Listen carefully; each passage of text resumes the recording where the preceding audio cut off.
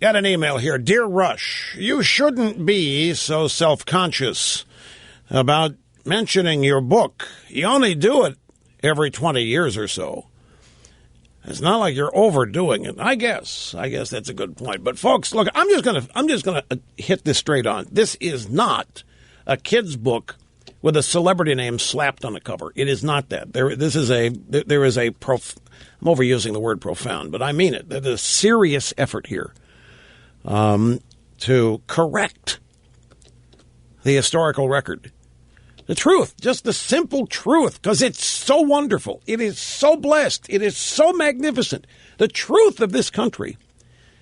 There's no reason to feel guilty about it. There's no reason to feel ashamed. Quite the opposite. There's every reason to be as proud as you can be an American.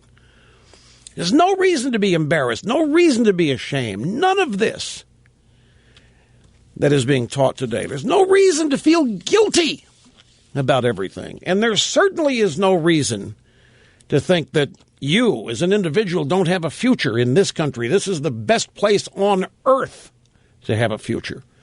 As I say in the foreword, this is a place where dreams come true. Most places on the planet, dreams remain just that, just dreams. So there's an attempt to inspire here. The time travel device that's utilized here, it takes what could ordinarily maybe be thought of as just the dry historical record. It takes people and puts them right at that moment where history was taking place and places them in it where they are experiencing it vicariously. And we all know that William Bradford wrote the Mayflower Contract. We all know that William Bradford was the leader of the Pilgrims. And if you wanted to, you could go read the story of William Bradford. But this book has William Bradford explaining it to Rush Revere and a couple of the students he takes along. Rush Revere, I'll give something away. It's not a big deal. Rush Revere actually gets a handwritten invitation to the first Thanksgiving from William Bradford. That's the kind of thing that the device, time travel, permits. And that just opens up the imagination as an author and as a creative force. It just opens up all kinds of possibilities. Remember, we talk about it a lot, persuading people. And so the truth is one of the greatest persuasive agents that there is. But storytelling is also crucial. Stories have a magic about them. If they're told well, they are magnetic. And that's what is attempted here. By the way, here is what the audio version looks like. 4 CDs in a box. That's what it looks like. I'm holding it up on the Ditto Cam. As I say, our spies report today having to really hunt this down at some bookstores. The display that's and many of the bookstores have great displays, but it's the hardcover book. Now, Mr. Snerdley, you mind if I read what ended up being a review? Because I won't. If it would embarrass you, I won't do it. Okay. So I gave Snerdley a copy of the book yesterday. I gave everybody a copy of the book yesterday. And I woke up today, and he'd sent an email at 1:45 this morning. I saw it when I got up. Rush, well, what to say? This book is totally awesome. Everything about it's awesome. The dedication to Vince Flynn brought a gasp. Of course, we've heard you explain American exceptionalism on the air, but seeing it in print in this book added another dimension. The pages are beautiful to the touch.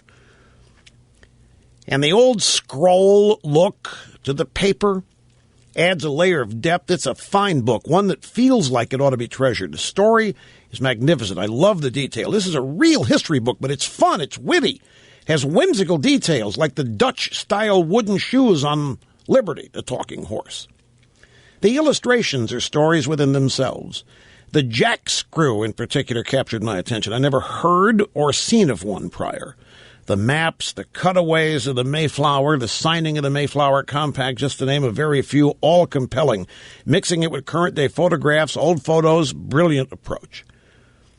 You've made one of the oldest stories of American history new again. For those of us who absolutely love American history, Rush, Revere, and the Brave Pilgrims is an exciting way to review what we know and learn details and nuances we either didn't know or forgot.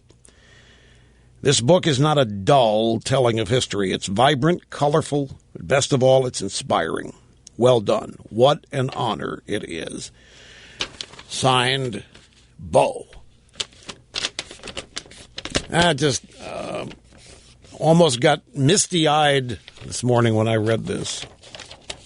Because I know Mr. Snerdley, he means every word of this from the bottom of his heart. So there it is, folks. It's hardcover, ebook, and the audio version, which I have some excerpts here that I'll share during the course of the day. And at rushlimbaugh.com, we're going to have excerpts from the audio book and some graphic displays. And don't forget the Rush Revere section now at 2ifbyt.com.